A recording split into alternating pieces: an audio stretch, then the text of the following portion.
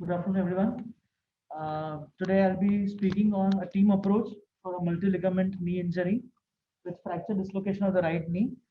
First of all, it's a very rare case to see and more rare for three orthopedic surgeons to work together and achieve an optimum result. So, how a team approach can give good results in a case. So, we'll be discussing on that. So the first thing is the basic history of the patient. So there was this 31-year-old male guy. He had a RTA, head-on collision with a four-wheeler. The patient had a bad injury to the right knee. There was a fracture with dislocation. Primary management was done at Jodhpur, where the accident took place. And the initial reports were done, which was suggestive of multiple ligament injury with proximal tibia, joint depressed fracture, and there was an unstable knee. So the patient had a very doubtful prognosis considering the injury. So there he was advised a two-stage surgery, which is the usual case at most setups in such cases. But the patient had contacted Dr. Pranav Shah, and for further management, he was shifted to SIMS. So these are the pre-op X-rays of the same patient. So here you can see from here, there's a joint depressed fracture of the lateral tibial condyle. You can see a dislocation here, and this is the lateral image of the same. Now the MRI images will give you a better idea into what ligaments are damaged. So here you can see there's an ACL which is damaged. It's completely missing from the tibial attachment. The PCL over here is torn. Over here, when you see these images, there's a tibia depressed fracture over here with a bone loss. And when you see this image over here, where the medial collateral ligament usually attaches, so even that is torn from the tibial attachment. So this is a complex knee injury along with fracture and a bone loss. So here, these are the CT images where you can see a tibia depressed fracture in both sides. So now, for such cases, you need a good surgical planning. So for that, basically all the surgeons need to sit together and we have to prioritize as to which injuries need to be dealt with first. So, and the sequence of events that have to be performed in the OT so that you don't get stuck anywhere. Usually, for a depressed tibial condyle fracture, we would be using plates and screws. But also, we had to tackle a ligament injury, and we wanted to do it in first sitting itself.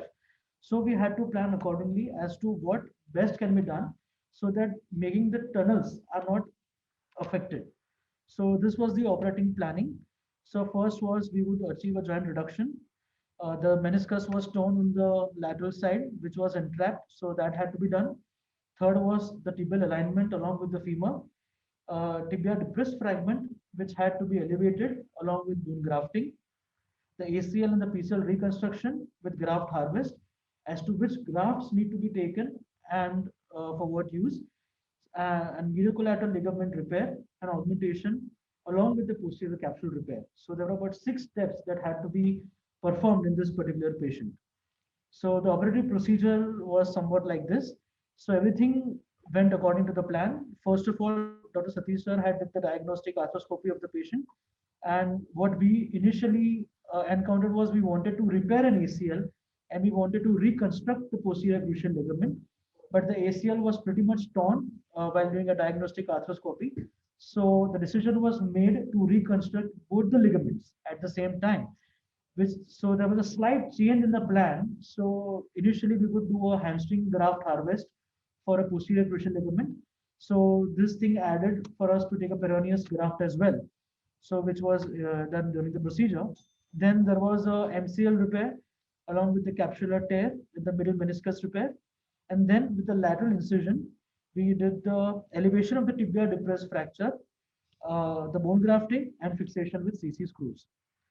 So what difficulties did we face in the procedure? So major difficulties are the soft tissue balancing, in this case, achieving a good optimum reduction.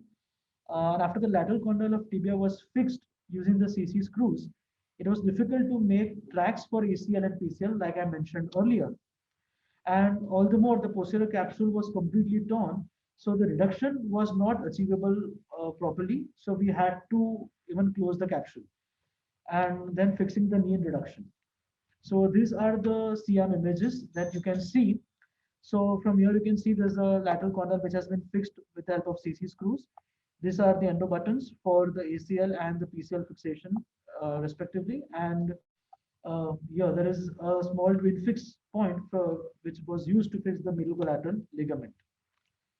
These are the post-operative images where you can see the complete reduction has been achieved, joint congruity is maintained, and you can see a proper reduction over here. Okay, so there is no sag of the tibia, which means that we were able to achieve all the ligaments repair along with a good amount of reduction and maintain a good joint congruity. So as you can see, the knee is stable. Complete restoration was achieved with proper planning and inputs from 3 surgeons. Such cases were usually very difficult to perform in a small setup. And so these cases become ideal cases for a corporate setup or a big setup like SIMS, where we have all the equipments, experienced OT staff, and a great team of anesthetists who usually make it work for us. I've attended a couple of international conferences where these cases are usually operated by an international faculty who's coming with a great amount of depth knowledge in terms of ligament reconstruction. But I think we were able to carry out pretty much smoothly with our own surgeons from here. And that's it. Thank you.